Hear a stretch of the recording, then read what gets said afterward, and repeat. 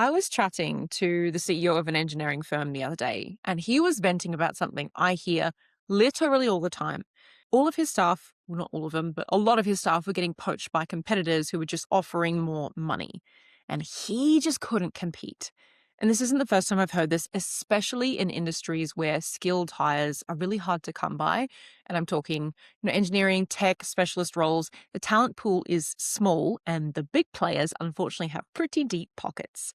And I've experienced this myself. You find someone good, someone who's capable, someone who makes your life just a little bit easier, and then you're up against a competitor who can casually throw, an extra 20 grand at them without even blinking. And so the question then becomes, why would someone work with you instead of them? How do small firms stop being just completely eaten alive by the Goliaths of the world? My name is Amy Wallin. I'm the CEO of Linked VA and the host of this podcast that you're listening to, The Virtual CEO. And today I wanted to give you some practical, real-world things that you can do to attract and actually retain great staff when you just simply cannot afford to compete on salary alone. So let's get into it.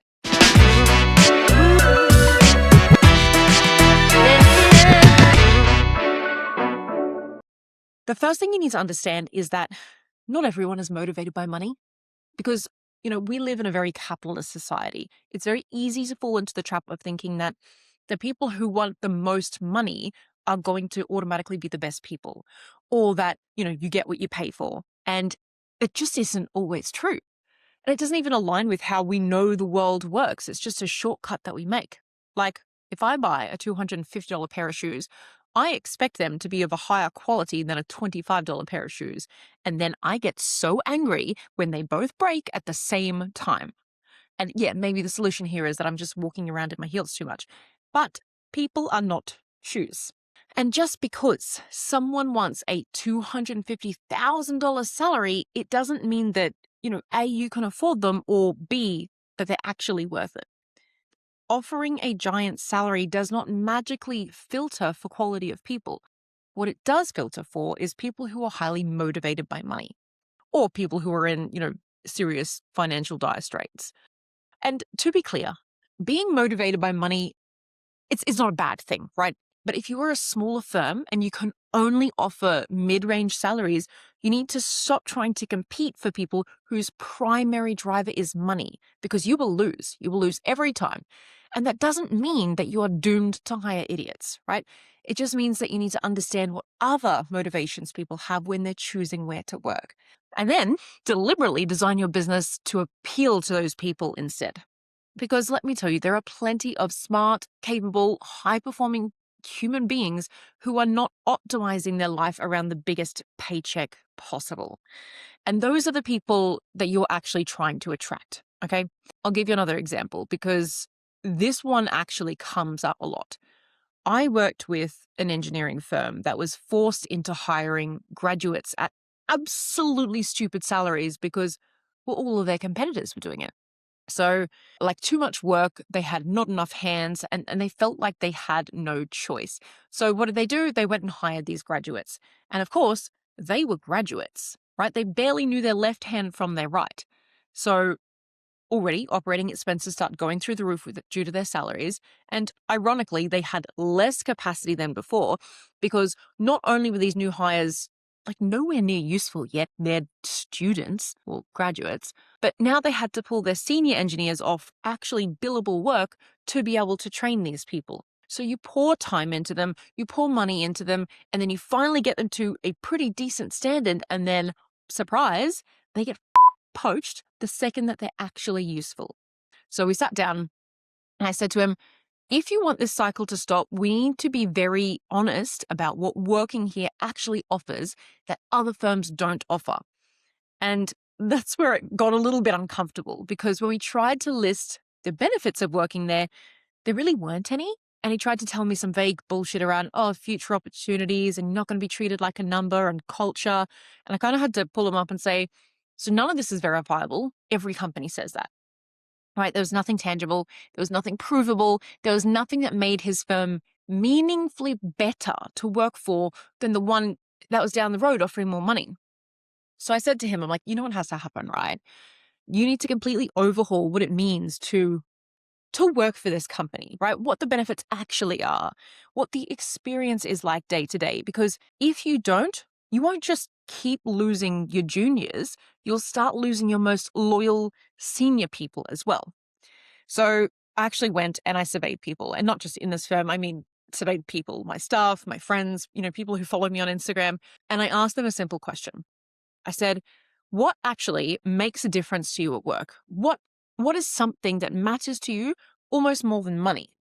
And the answers were a combination of things that you'd expect and then things that maybe you wouldn't expect. The first one won't surprise you at all, right? It was just respecting their time. Things like having a hard stop at 5 p.m. or 4 p.m., whatever. No emails or expectations to be on call over the weekend, offering things like 4-day work weeks or paid time off on top of what's legally mandated. But it's not just the policies, right? It's the behavior around them. Because even if you technically offer time off, and you're still the kind of boss who makes comments like, oh, must be nice, or oh, leaving already, or what do you mean you want a holiday? Like, even if it's just as a joke, people feel guilty. They internalize it and they start hesitating before taking time, and they overwork to compensate. So if you can genuinely give people time back and not punish them socially for taking it, it makes a massive difference, right? And here's the important part. This doesn't mean that these people hate work, okay? It just means that they have full lives. They have hobbies. Maybe they like to travel. Maybe they have families and partners and pets and interests that aren't their job. And to be honest, in my experience, people with full lives make great employees. They are more resilient when things go wrong because work isn't their entire personality. They're more efficient because they know how to do more in less time. And they tend to manage their energy better, right? They don't spiral at the first sign of stress. And they come in on a Monday morning with actually a full cup. They're in a good mood. And generally, they're more pleasant to be around, which in turn makes people like being around. The next one, I didn't actually expect to come up as strongly as it did, but once people started saying it, I was like, oh yeah, like of course, why didn't I think of this immediately? People hate meetings. And I don't even mean, like, they don't hate work. They just hate useless meetings. They hate meetings about meetings. They hate meetings to decide whether we should have another meeting. Meetings that could have been an email or a Loom or honestly just not a thing at all and we don't talk about it. If you told people in a job interview, we cap meetings at 2 a week, they would probably fall in love with you at the spot. And I'm not exaggerating. You'd immediately become the most attractive employer in the room. And it's not even just meetings. It's all the noise that gets in the way of productivity. The constant, oh, let's just jump on a quick call, or the 50 different platforms, or the admin for the sake of admin, right? It's like the reports that no one reads, but everyone keeps filling out because at some point someone said that it was important and then no one ever questioned it again.